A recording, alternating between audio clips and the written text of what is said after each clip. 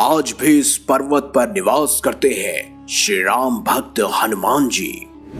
लोगों ने कई बार कैमरे में किया है उन्हें रिकॉर्ड।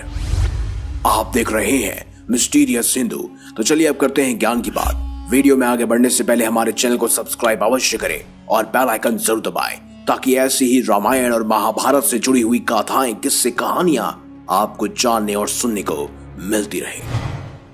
मर्यादा पुरुषोत्तम भगवान श्री राम के परम भक्त बजरंगबली, जो स्वयं एक चिरंजीवी हैं और उन्हें चिरंजीवी रहने का वरदान मिला है। ऐसा माना जाता है कि हनुमान जी सतयुग से लेकर कलयुग तक उपस्थित हैं और यही कारण है कि वो आज भी धरती पर स्थित गंधमादन पर्वत पर निवास करते हैं। अब इस बात में कितनी सच्चाई है, इसको जानने के लिए इस वीडियो को अंत तक जरूर देखिए ताकि आप भी इस रहस्य से पर्दा उठा हुआ देख सके। पुराणों की माने तो प्रभु राम तथा देवी माता सीता ने पवन पुत्र बजरंगबली को कलयुग में अधर्म के नाश और धर्म को फैलाने के लिए अमरत्व का वरदान दिया था। यही वजह है कि पृथ्वी लोक पर कुछ खास जगहों को मारुति जी का निवास स्थान माना जाता है। उन्हीं में से एक है गंधमादन पर्वत। आपको बता दे कि हिमालय के कैलाश पर्वत के उत्तर दिशा में स्थित एक जगह है जो गंधमादन पर्वत के नाम से जानी जाती है। फिलहाल ये क्षेत्र तिब्बत में आता है। यहाँ पहुंचने के 3 रास्ते हैं। पहले नेपाल के रास्ते हुए मानसरोवर के आगे जा सकते हैं, दूसरा भूटान के पहाड़ी क्षेत्र से है और तीसरा मार्ग अरुणाचल प्रदेश में होता हुआ जाता है। कई पुराणों में, धर्म ग्रंथों में इस बात की पुष्टि हुई है कि गंधमादन पर्वत ही बजरंगबली का निवास स्थान है। श्रीमद् भागवत गीता में तो इस पर्वत के बारे में विस्तार से बताया गया है।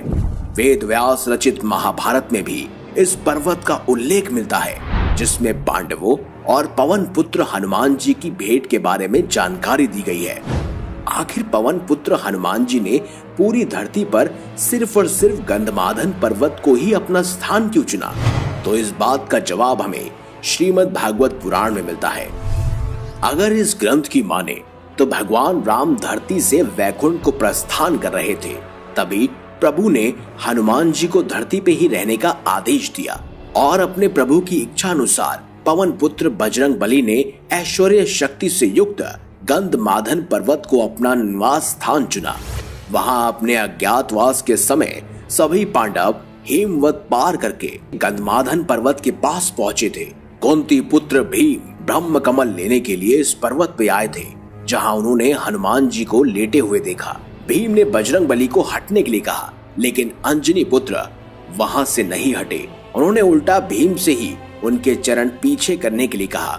बलशाली होने के बावजूद भीम हनुमान जी को नहीं हटा सके और इस तरह कुंती पुत्र भीम का अहंकार चूर चूर हो गया और ऐसा माना जाता है कि भीम ने अपने क्रोध को यही हराया था।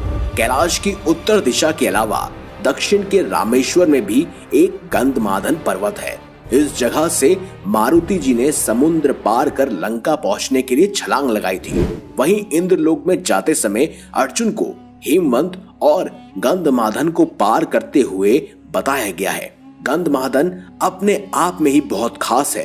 पहले ये कुबेर के राज्य क्षेत्र में था। स्वर्ण नगरी लंका को खो देने के बाद धन के देवता कुबेर ने गंधमादन पर्वत पर ही निवास किया।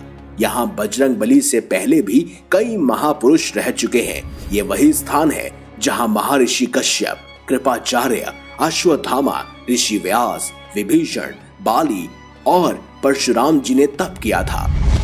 और तो और मार्कंडे ऋषि ने भी भगवान नारायण के उदय में भी गंधमादन पर्वत के दर्शन किए थे। इसके साथ कई देवता, ऋषि मुनि और अप्सरा और किन्नरों ने इस पर्वत को अपना निवास स्थान माना।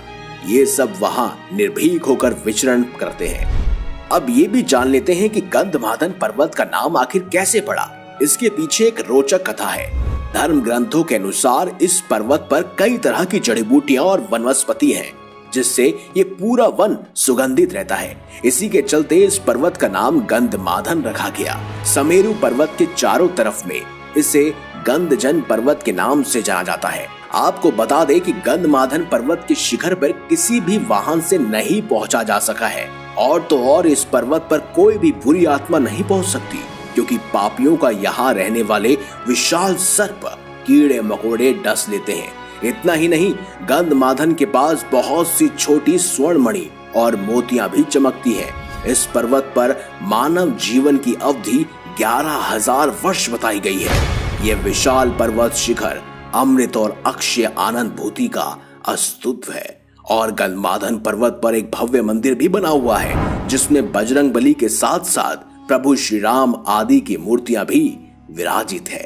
कहते हैं इस पर्वत पर मर्यादा पुरुषोत्तम भगवान श्री राम अपनी वानर सेना के साथ बैठकर युद्ध की योजनाएं बनाया करते थे, और उसी के अनुसार इस पर्वत पर राम जी के पैरों के निशान आज भी मिलते हैं। तो आशा है आपको हमारी ये खास जानकारी जो हनुमान जी और गंधमादन पर्वत से जुड़ी हुई है बेहद रोचक और अच्छी लगी होगी। इसीलिए कमेंट बॉक्स में जय श्री राम, जय श्री बजरंगबली अवश्य लिखिएगा।